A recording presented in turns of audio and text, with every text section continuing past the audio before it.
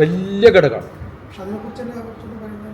ഈ സങ്കല്പം എന്ന് പറയുന്നത് നമ്മുടെ കേരളം ഭരിക്കുന്നത് ആരാ? അല്ല, കേരളം ഭരിക്കുന്നത് കേരള ഗവൺമെന്റാണ്. കേരളം ഭരിക്കുന്നത് ആരാ? കേരള ഗവൺമെന്റ്. ഇന്ത്യ ഭരിക്കുന്നത് ആരാ?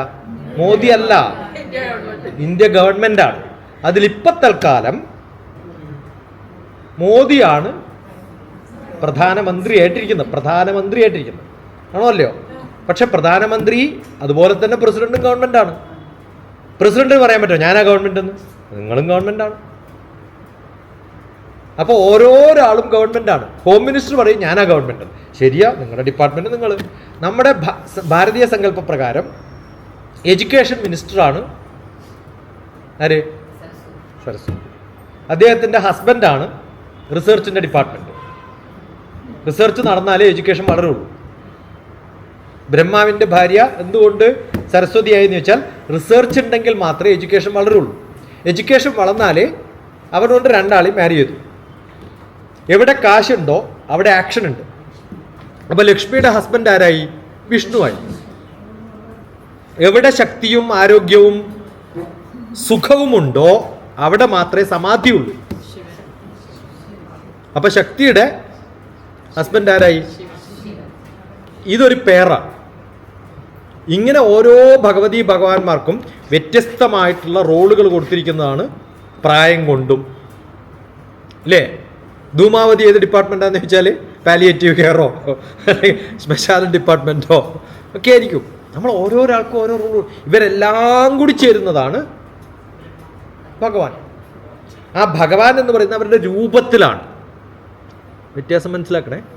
ഭഗവാൻ എന്ന് പറയുന്നത് ശ്രീകൃഷ്ണൻ ഭഗവാനുവാച എന്നല്ലേ പറയുള്ളൂ.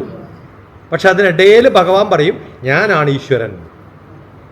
അപ്പൊ ഭഗവാൻ പറയുന്നത് ആരെ കാണണം എന്നാണ്? ഭഗവാനെ കാണണം എന്നല്ല, ഈശ്വരനെ കാണണം എന്നാണ്. അപ്പൊ ഭഗവാന്റെ മുകളിലാണ് ആര്?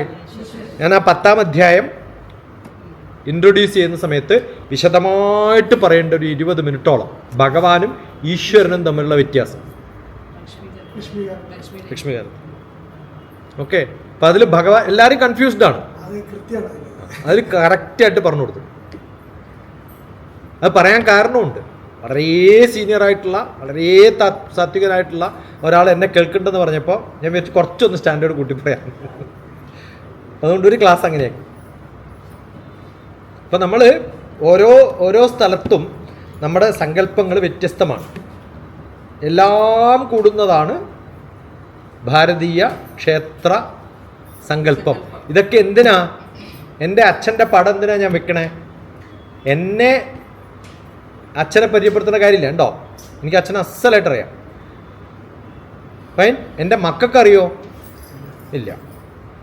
ഞാൻ 4 വയസ്സുള്ളപ്പോൾ മരിച്ചാൽ പിന്നെ എൻ്റെ മക്കളെങ്ങനെ അറിയും? അപ്പോൾ ഞാൻ പടം വെച്ചിട്ട് ഇതെൻ്റെ അച്ഛനാണ്, ഇതെൻ്റെ അച്ഛനാണ്, ഇതെൻ്റെ അച്ഛനാണ് പറഞ്ഞു കൊടുക്കണം.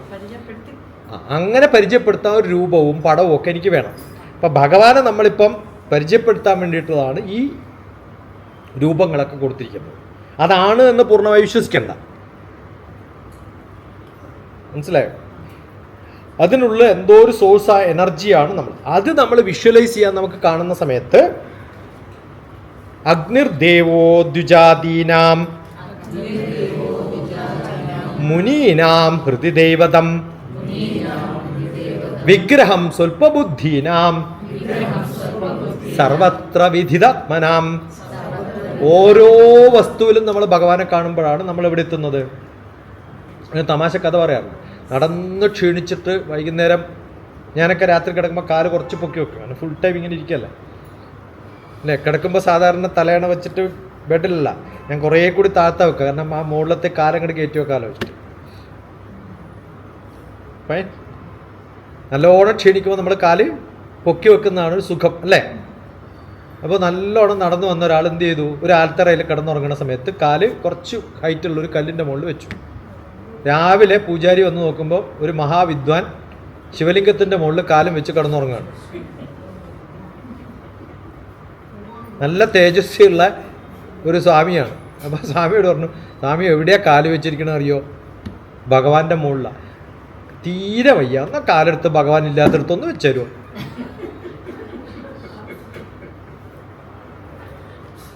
എവിടെയാ അല്ലേ?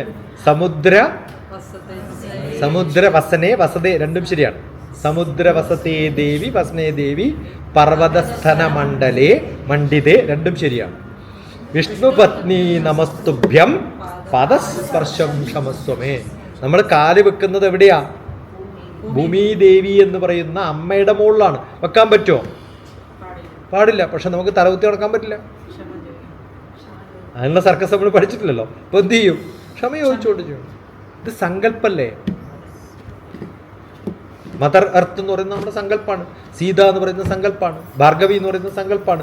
രേണുക എന്ന് പറയുന്ന സങ്കല്പാണ്. എല്ലാ സങ്കല്പങ്ങളാണ്. ഇതെല്ലാ സങ്കല്പങ്ങളും നമ്മൾ ചേരുമ്പോൾ നമ്മളിൽ കിട്ടുന്ന ഒരു തോന്നലാണ് റിഫൈൻ ചെയ്ത് നമുക്ക് നേടി എന്നൊക്കെ തോന്നുമ്പോഴാണ് ആരോ പറയുക ഇങ്ങനെയല്ല ചെയ്യേണ്ടത്, അല്ലേ? അങ്ങനെ ഉണ്ടാവാം. എന്നാ തുടങ്ങാം ആദ്യം LKG. ഇതൊക്കെ ഇതിന്റെ ഭാഗമാണ്. അതിനെപ്പറ്റി അധികം ബോധർ ചെയ്യേണ്ട കാര്യമൊന്നുമില്ല.